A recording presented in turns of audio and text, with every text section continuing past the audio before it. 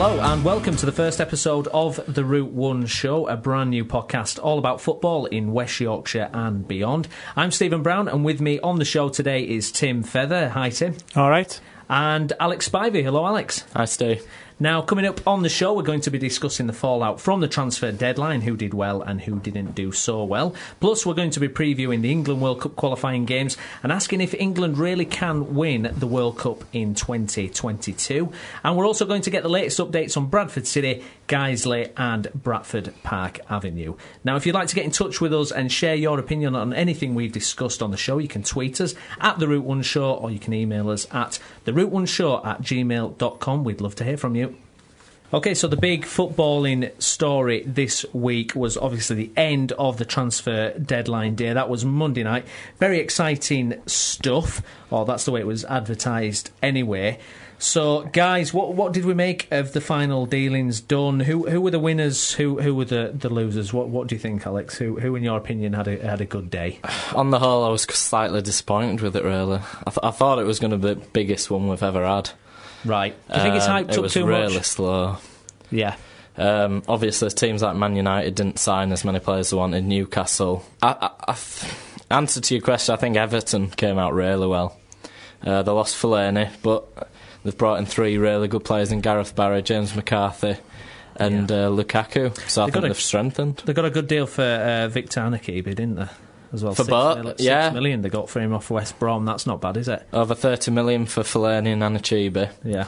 And as I say, I think they've strengthened the squad and got a bit of money in as well. Gareth Barry on loan, of course, as well. That's not a bad one, is it? Big fan of. So Everton, we're going with winners view. Yeah. Alex, Tim, what did you make of it then? Who do you think came out on top in the transfer deadline? I'm going to be a bit boring. I think Everton as well. I think the signings that they made were decent signings. I mean, when Roberto Martinez were brought to Everton, I thought that's one of the things that Ken Wright were looking for. We're looking for a manager who knows how to manage on a budget, because we know that Everton in the past haven't had a lot of money, and that's what Moyes has done well with. He's made a good team without much money. To recoup 27 million for Fellaini, were it? That's pretty good. That's not bad, is it? That's pretty good, that. And they've got a few good signings in there as well. I mean, you forget Romelu Lukaku went, didn't he? Yes. He's at Everton as well. He's on a loan deal for a year from Chelsea. So you both agree Everton have done well. I agree. I think Liverpool have done some really good business as well. They've got Victor Moses on loan. They've signed Mamadou Sakho from Paris Saint-Germain for 18 million. I think he's a good sign. I'm surprised Paris have let him go.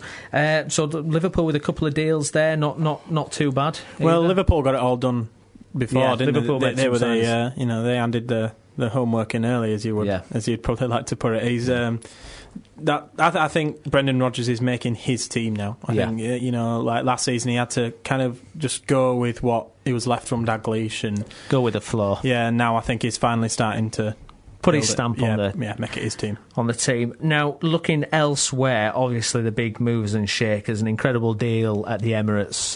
The deal everybody's been talking about is Ozil, £42 million transfer from Real Madrid to Arsenal. A few of the Madrid players disappointed to see Ozil go. I think he's got more assists than Messi in the last couple of years in La Liga. Incredible, 96 assists or something. Absolutely incredible statistics. Are you surprised, first of all, Alex, that Madrid let Ozil go? Is it is it a financial thing? What kind of impact is this going to have on Arsenal? I think it's a good signing. Maybe not the area they needed to strengthen the most, but they have a lot of players. They have a lot of players in that position, don't they? But it's probably the best player that's come to the Premier League in the window. I'm not sure why Madrid have let him go, but from Arsenal's point of view, I think it's a great signing. Great signing. Ozil at Arsenal. Tim, how do you think he'll do? Well, I hope he does well. I hope he don't come and I hope he don't join the Premier League and then end up flopping. I mean, it is a tough league, it is the Premier League, and I think that's one thing we've got to remember. Like, I know, on all the media have been bouncing these statistics around about us, like you said about the amount of assists that he's got, but it's a very attacking league, is La Liga, isn't it? And it's, you're only going to have a couple of difficult games every year. But I think Ozil will do well. And I think on Monday he was with the German squad, wasn't he? Yeah. So maybe Mertesacker and Podolski might have said, it's not that bad. Living in London. Here. It like, helps, doesn't it? You got a couple we live in London. There. It's a good club to play for, because Arsenal is a good club to play for. They're probably a bit underachieved, really. Yeah. I think Man United have missed out on that as well. I was going to say. So so we've talked about who we think the winners are of the transfer market. I guess if you kind of expand it as well, Tottenham have done good business, haven't they? I think they've only spent I think it's pretty much even, isn't it, with the Gareth Bale sale? And we'll come to the Gareth Bale transfer in a moment. But Man United, the losers here, they've got Fellaini and there's that information's come out where they could have signed Fellaini for, I think, about £4 million cheaper if they'd have just gone for him at the end of July instead of waiting until the transfer deadline day. But they missed out on Herrero, I think it was, wasn't it? From Atletico Bilbao. Cadera, Baines. Man United, what's going on there? Did they drop the ball? I mean, I guess you can't really blame Moyes because, he targets the players and then it's the executives and the directors that go and try and make the signings. But Man United have really messed it up, haven't they? This transfer? I think they needed a whole new midfield, and they've not targeted that area. They've brought in Fellaini, but I'm not sure he's a Man United type of player. What do you mean then? Do you think he's just not what they need right now? I mean, his central midfield is physical, but is he? Were you looking for more of someone like a Modric type player that they Juan Mata maybe as well? Yeah. Mata or Özil, I think would have been perfect, but even just one, in my opinion, they need 2 or 3 in midfield. Yeah, but you're talking about the team that won the Premier League last year. Why did they have to make a wholesale changes to an entire midfield? Because I think other teams have improved. I don't think they've been as good last couple of years, despite winning the league. Yeah. Nani, I think, signed a 5-year contract today. Is that a good thing or a bad thing? Well, we just see different. The pod's just shaking their heads here. I don't know. I think Valencia, Nani, Young, I think they're all decent squad players. Yeah. Cleverly, Carrick, good squad players, but well, you do need that depth though to win the league. Better midfields. Well, what do you think, Tim? Do you think Man United have missed out on this deadline? I definitely think there's quite a few signings there that Man U have definitely missed out on. There is even players going who haven't really been going for mega bucks, but have actually been good players, that you'd be able to take on. As far as Fellaini going to Man U, I think it is a good signing for Man U. Yes. Because I think the Premier League... Do you think he'll be a success there? I think so, because the Premier League's one of them leagues where you sometimes just need that ugly player, do you know what I mean? I mean, he'll just, he'll stick his head in, or, he'll just put his foot in, and he'll start barging and, fighting. Yeah, it's going to be a physical presence. When you're playing against teams like Stoke, West Ham, you need that. But when you're playing against teams, I'm going to go back to La Liga again. When you're playing against teams like Malaga and Osasuna and stuff, you don't need them big physical players. You just need a bit of pass it around them. But in the rough and tumble of the Premier League, experienced in the Premier League. I mean, we're all talking about Ozil and stuff like that, and Willian and Fernandinho and all these people coming in. Lamella, I mean, well, that's kind of league. To be fair, I agree with Tim there. I think, Alex, what about these players that are coming in for big money, but they've no Premier League experience? I mean, Fellaini is a player that's been there and done it for several years, isn't it? Fellaini was at his best at Everton when he was playing behind a lone striker. Yeah. And at Man United, I'm assuming they're going to carry on. Now they've kept Rooney, they're going to play Rooney and Van Persie. Yeah. So if he's in a 2-man midfield, I just don't think he's the type with the passing style. I just don't think it suits them. Yeah, no. Well, I agree with that. I think they could have probably gone for someone a bit different in the central midfield there. Play. Now let's have a look at the record signings that went on during the transfer window. Now, just to run you through the top 10, we've got Willian, who moved to Chelsea for 30 million, Fernandinho, Mario Götze, Gonzalo Higuain, Rodriguez, Ozil, Neymar, Falcao, Cavani, and at the top of the list you've got a British player. 24 years old. It's Gareth Bale, Tottenham to Real Madrid, 85.3 million, world record fee. Alex, is Gareth Bale going to be a success or a disappointment? I'm torn in between, really. I don't think he's the next Ronaldo, but it's going to be hard to replicate. I mean, Ronaldo, it's something like 110 goals in 110 appearances or something. It's rare you get two players in the same team that stand out that much. I don't think he'll be a flop, but I wouldn't rate him at 85 million. No. And at Tottenham last season he did great, but I wouldn't say he's a top of the world team either. Well, I mean, Tim, Gareth Bale. I mean, I'm sure Tottenham are rubbing their hands together with the players they've signed and the fact that they've basically broken even after signing 5 or 6 really good top-class players. And they've got this massive feedback for Gareth Bale. Do you think Gareth Bale's going to be a success or a failure? Or is it going to be in middle line? I think he's going to be a success in the league because, again, I think it's his kind of league. It's he leaves right back and left back for dead. No matter where he's playing. And I think the fact that you've got Bale and Ronaldo, who they do play similar, if not the same positions. Like Bale can play up front and he can play on the left. And when you've got them two interchanging. I mean, you won't want to be a right back facing them two, really. I think there's a misconception that Spanish defences let you just walk through them. You think I don't think it's any weaker than the Premier League. I just think the top 2 in La Liga are better than ours. I just think that, like, with the La Liga, I think you've got more. The smaller teams like to have a go at the bigger teams. They like to attack at the bigger teams. But I think when you come to England, you've got teams like Stoke and West Ham who are happy with a 0-0 draw. They'll just sit there. They're happy with that mid-table.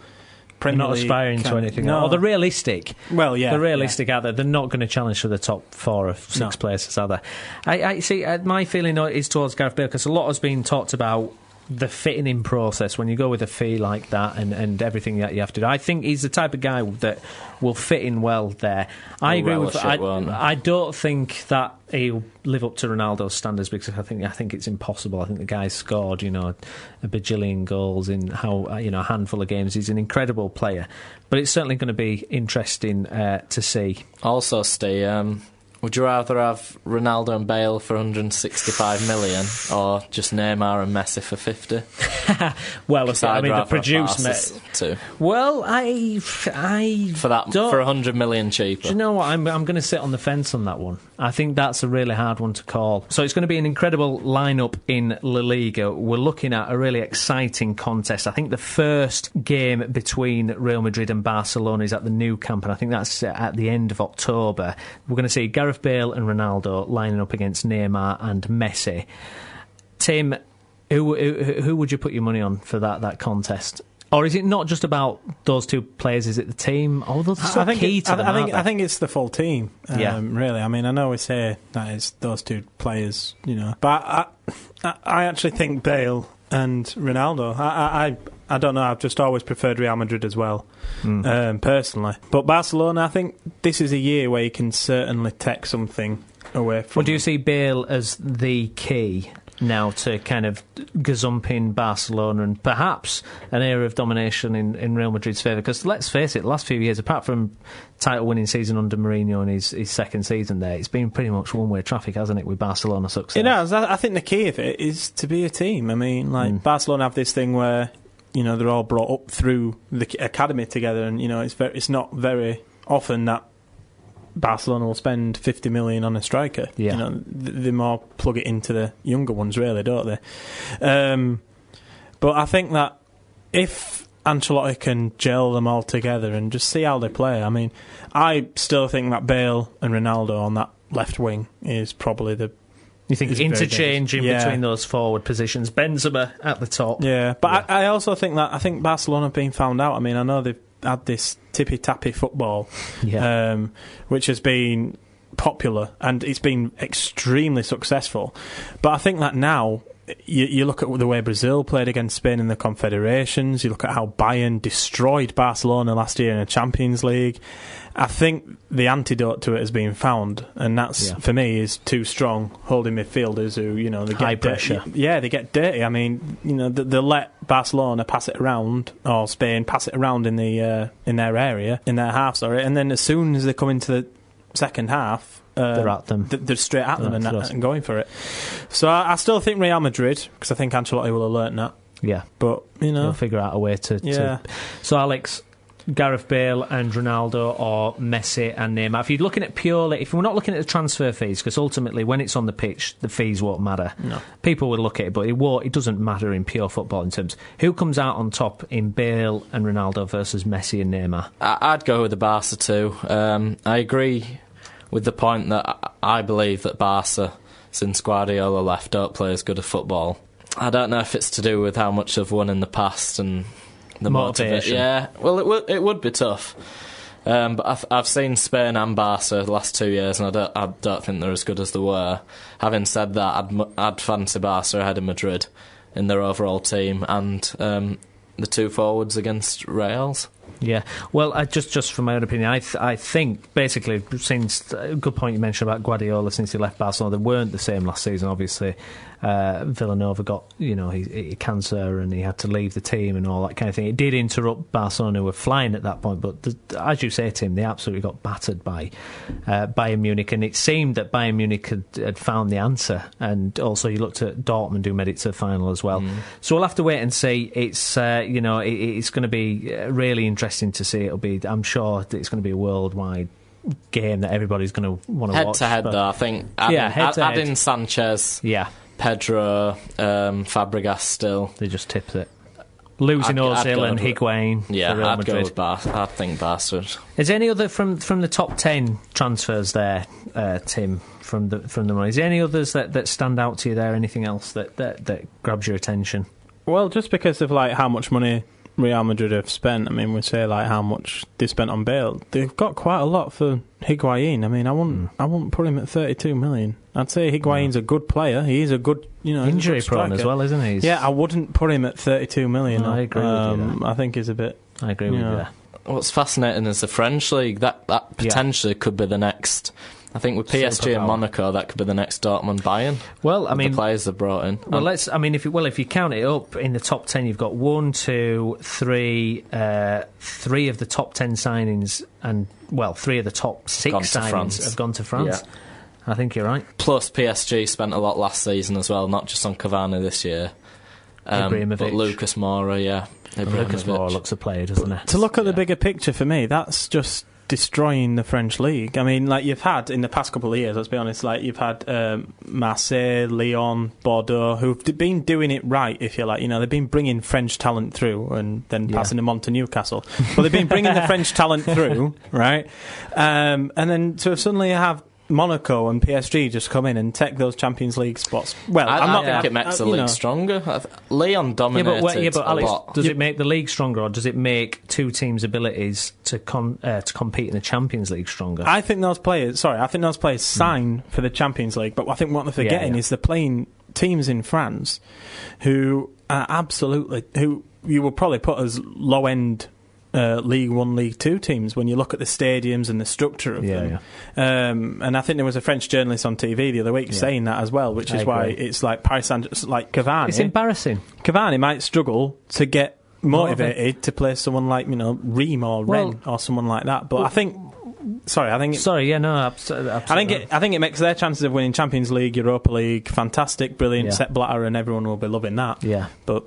The actual French league. If you're a French fan of another team, you're going to be disappointed. You're going to be a bit disappointed. You'll get a lot more people watching Monaco against PSG than before that. You will. Rangers and Celtic. If you take Rangers out, Scottish league goes down the pan. So basically, it's the French league. Let's say they've essentially caught up with the rest of. Well, you look at La Liga is 2 teams. Premiership is a few teams now, I think. And they've kind of entered that kind of ballpark, haven't they, now, where it's. But if PSG and Monaco keep buying, Germany as well. If they keep buying and a few of their squad players go to other French teams, I think it could be in the next big league. I also think Russia's a good league. I think a lot of good players are going there as well. Right, I think Russia's got a lot of good players, but it just lacks the glamour. It really lacks the glamour. When I think of Russian football, I think of cold. Those are European away ties where it's somewhere where it's hundreds and hundreds of miles away and it's cold and it's grotty. And there's no glamour to Russian football. Russian football had a massive attraction about 3 or 4 years because ago. Of the money. Brilliant, fantastic. But now you look at people like Willian and Hulk and who all went and they're wanting to come back because it's like playing. It's meaningless almost, isn't it? The Russian league doesn't have the reputation, does it, anymore? No. So that's the transfer window done. But we're going to move on now. We're going to look at our local teams across West Yorkshire. And joining us now on the telephone is our Bradford City correspondent. It's Pete Chapman. Hello, Pete.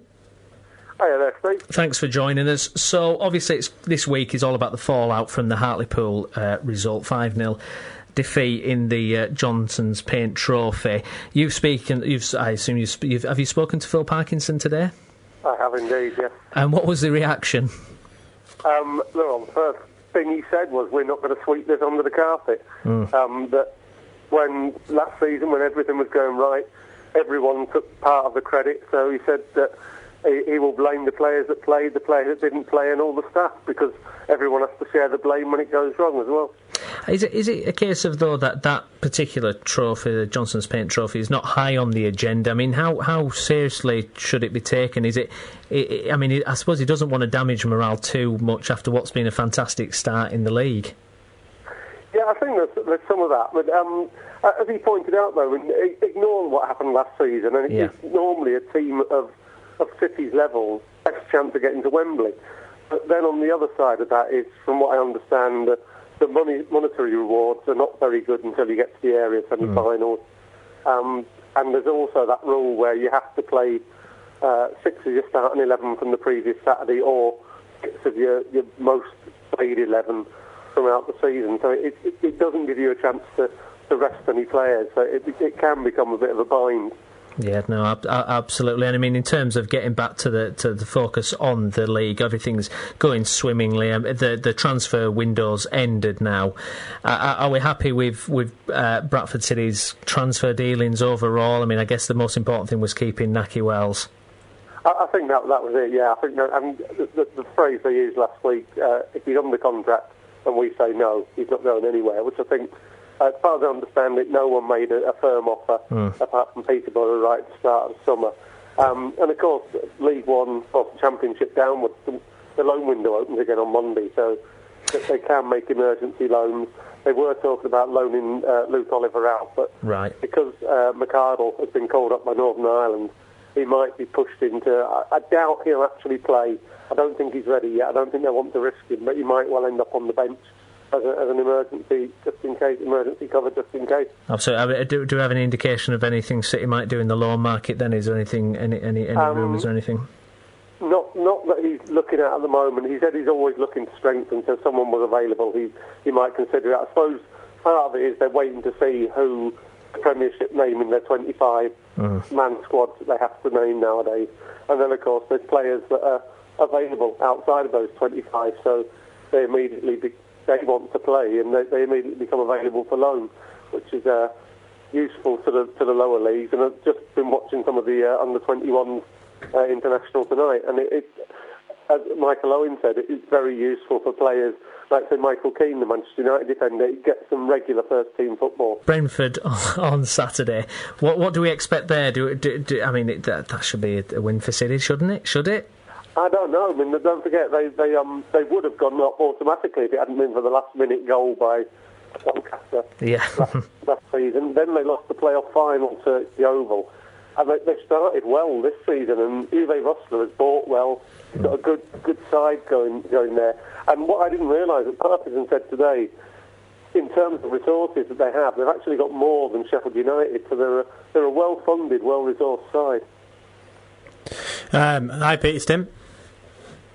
Hi. I was just thinking how much of a miss McArdle's going to be on Saturday, because obviously it's great for him. He's been called up to the Northern Ireland squad, but I think it's going to be a tough one against Clayton Donaldson. I mean, he's the similar sort of striker to Calvin Zola and all that. So, how do you see that one going?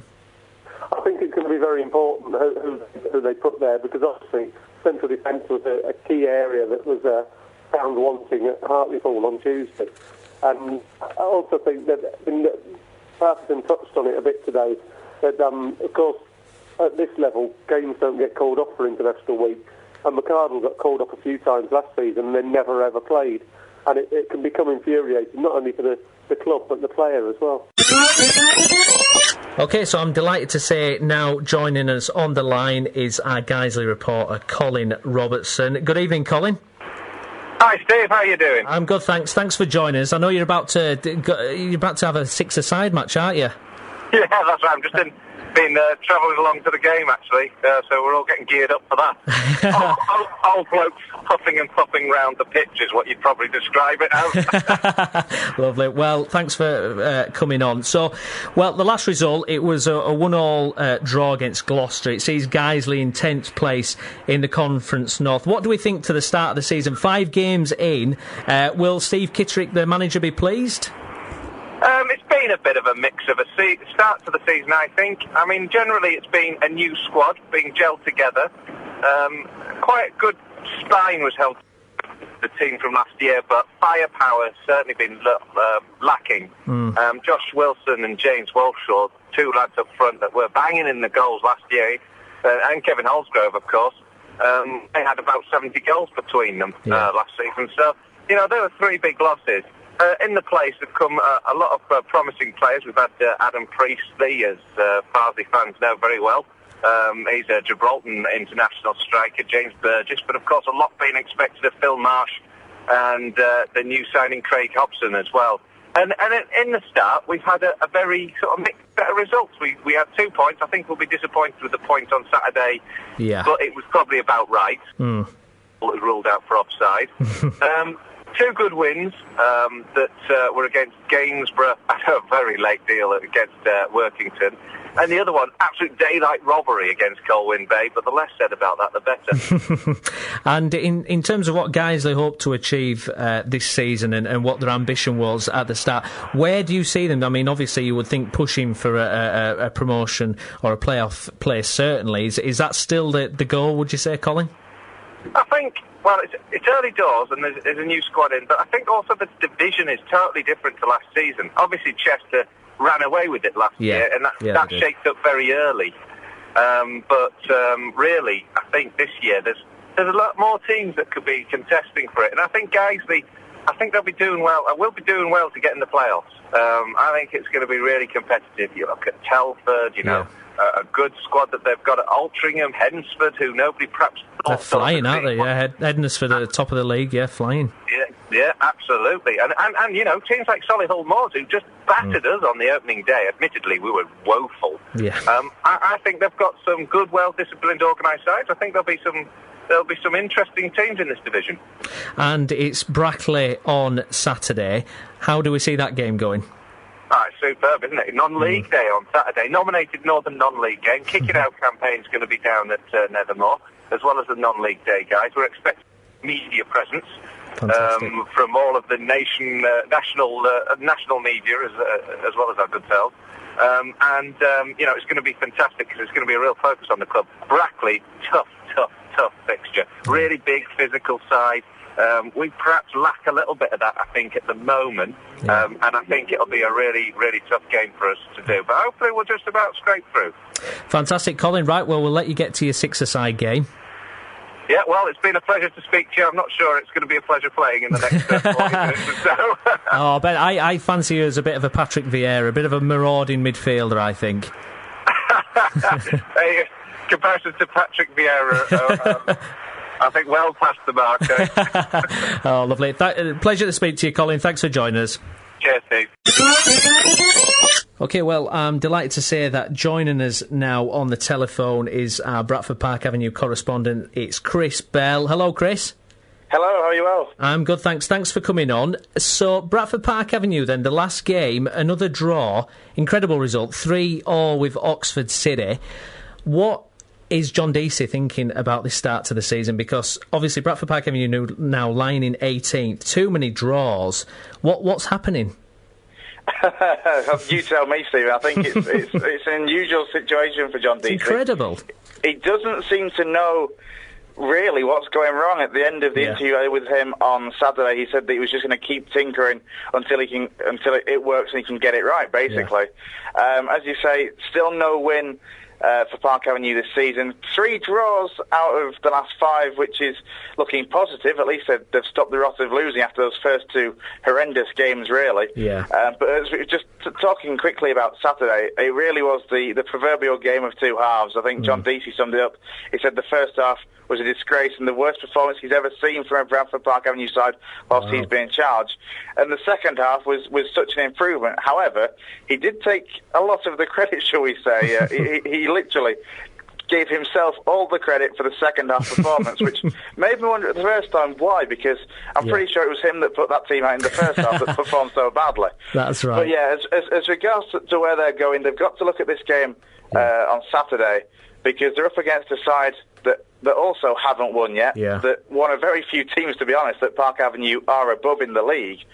Something has to give you've got to think that something has to give, and hopefully from Park Avenue's side they can get a result. Yeah, well, you mentioned the game on Saturday, and they're playing Worcester City, who were 19th, as we mentioned, Bradford Park Avenue 18th. Is it going to be a really tentative team? There's going to be a couple of teams without much confidence going into it. What can we expect? Once again, it's unpredictable, though, isn't it, Chris? This is exactly how it's been, because obviously I think when Barrow turned up a couple of weeks back, they hadn't won a game. That ended a draw. The performance at Stalybridge, which was a much rotated side, shall we say, there was a number of injuries for that particular game. They turned up, put in a decent performance, came away with a good point away at Stalybridge. And then, last weekend it was, neither of these sides have won yet. Something has to give.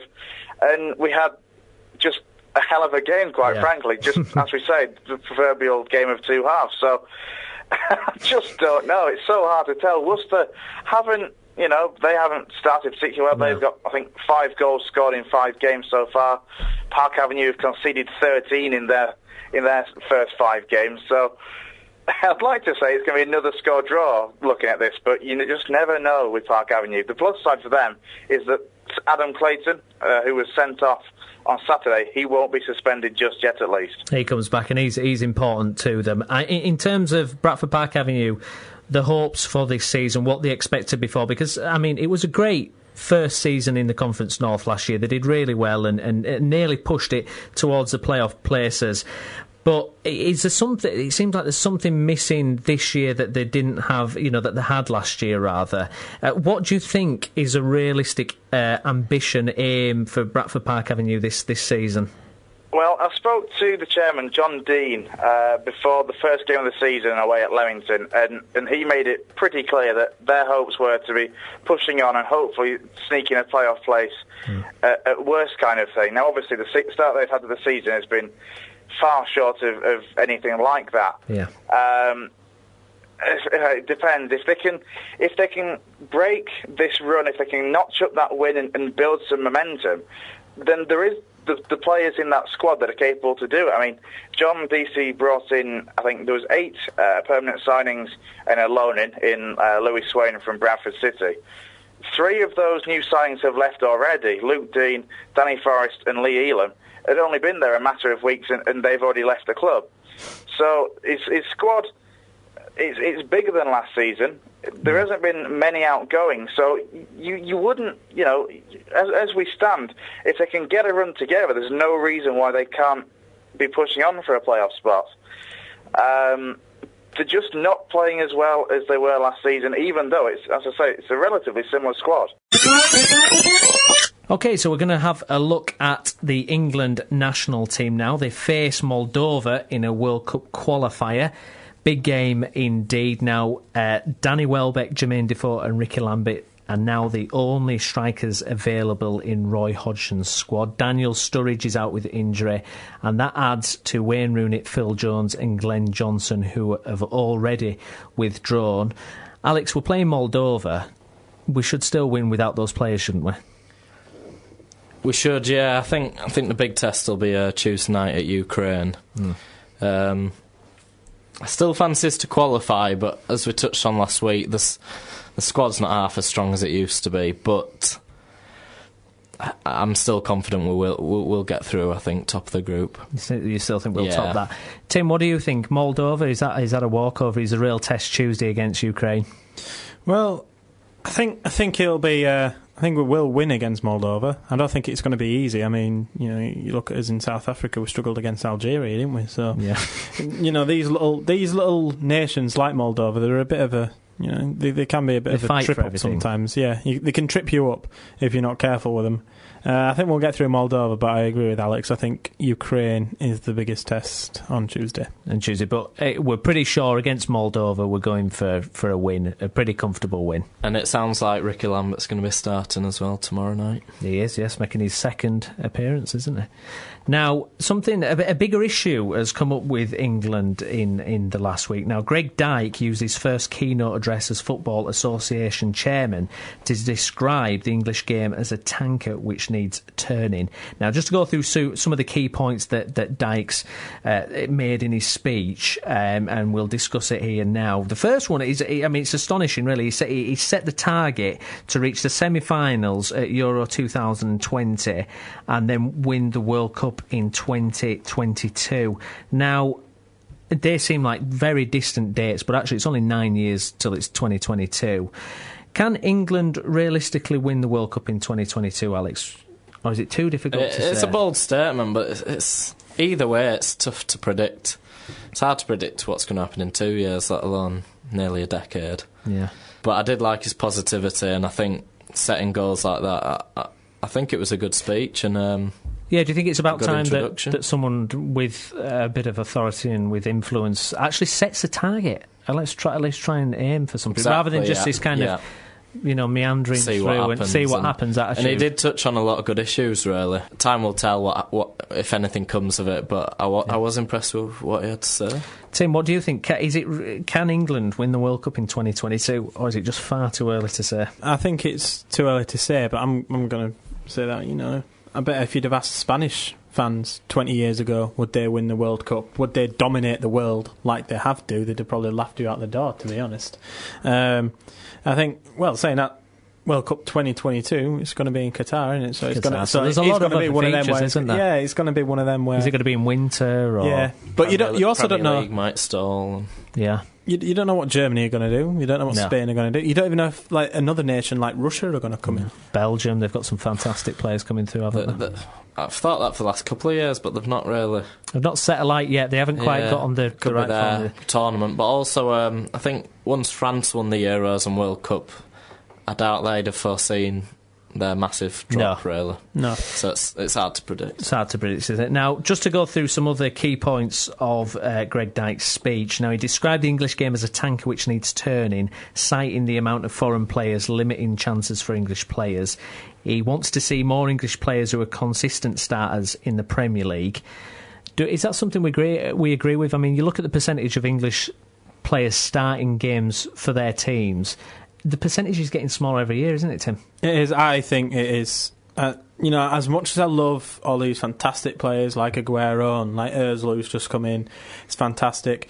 There is too many foreign players in the Premier League. I mean, there was a tweet sent out by the Football League today which actually had how many English players were in the Football League, and that's 1,529. Now, if you ask me, that's probably because most of them players will have gone through the Premier League academies, but then probably got knocked out by all the foreign talent that was already there. Yeah. But I think it is something that needs to get looked at. The thing is, you can't force a club to play English players. Until it's a rule. They want to win. Until it's a rule, what's going to change, Alex? Well, I'd like to raise a point that I heard, and I wasn't aware of it. Before the Premier League, when Liverpool were dominating in the 80s, do you know how many English players were winning the leagues then? How many? 4. Full of Irish and Scottish. Right, so you're saying this is a problem that's stemmed back even further? Well, I think Dyke made the point. We've never been We've never had an footballing nation apart from what on our home ground. Well, you made a point earlier to me saying about how many English players play abroad, for example. Yeah. I mean, that says it all right there, doesn't it? But I think up until a few years ago, I think Germany, their whole team, played in the German league. Yeah, true. And now you look at German exports are all over. I think a lot of it's coaching as well.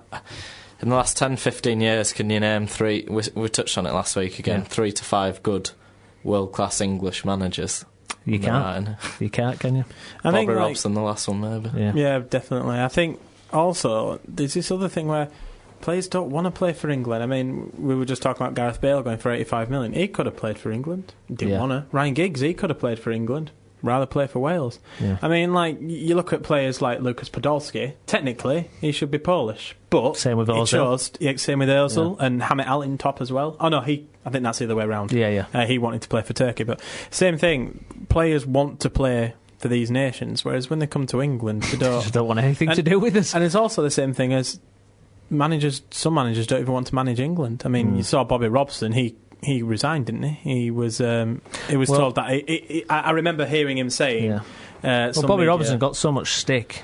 Well, yeah. You know, as England manager, as all England managers do. He'd heard a tabloid reporter saying, I want to burn the England manager. Yeah. So, what else are you going to do? Yeah, I think I'll quit. Yeah. And turn it Taylor. You saw the Taylor thing in 94. And actually, Bobby Robson probably became a better manager because he managed abroad and got a bit more experience. And he won things all over, like Steve McLaren, back from Wolfsburg.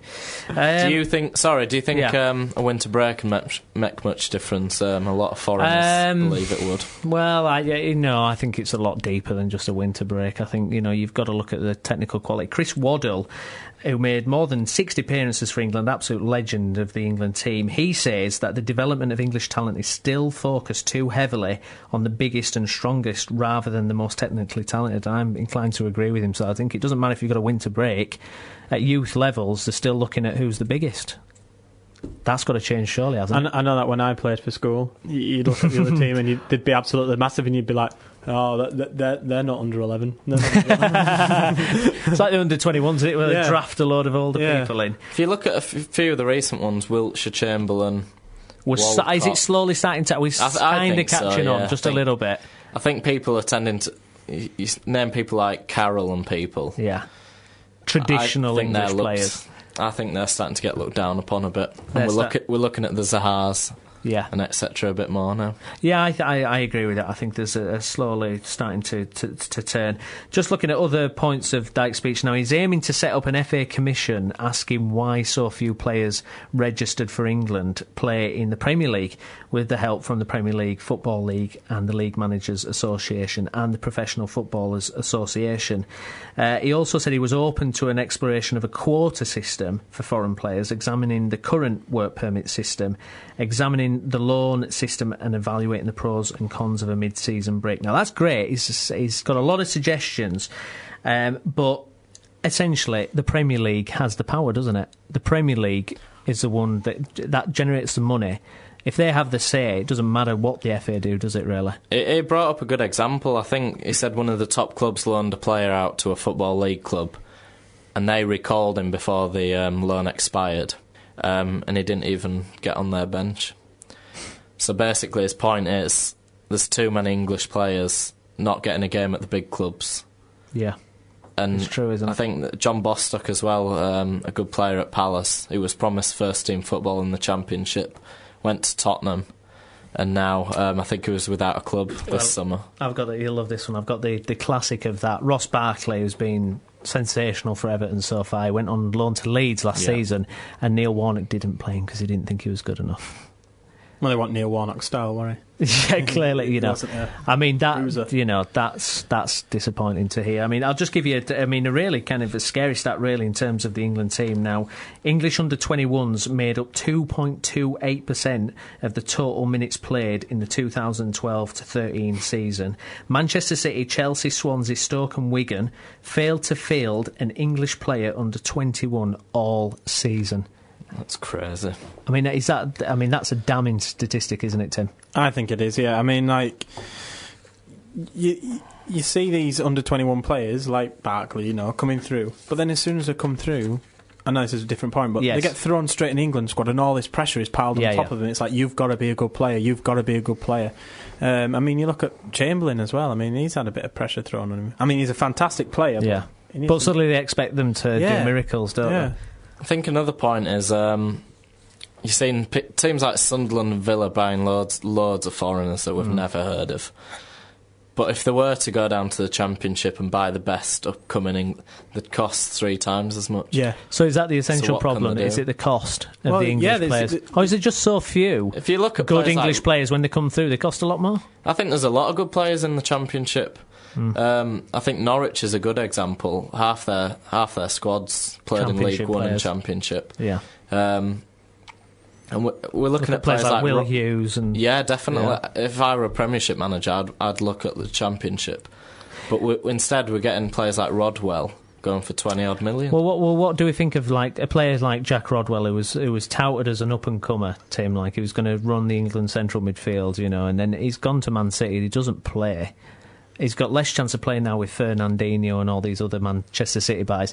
What happens to someone like that? I mean, is that just an indictment of what's happening in the English game? Yeah, he needs to hand personally, I'm going to say that he needs to hand a transfer request. He should have stayed at Everton. He should have stayed at Everton, played because Moyes would have played him. Yeah. I mean, he was playing him week in, week out at Everton, and then he's gone to Man City. I mean, there's also the problem, and this is what I think is, we have these players like, if you remember, like you had your Taylors, you had your Gerrards, your Carragers, who would stick at the same club. They were England, they were from that area, and they'd play in that team, it's gone now. It's gone. And I remember reading something a couple of years ago, which was how many England players play at Newcastle, Sunderland. I think they had the most English players coming up through.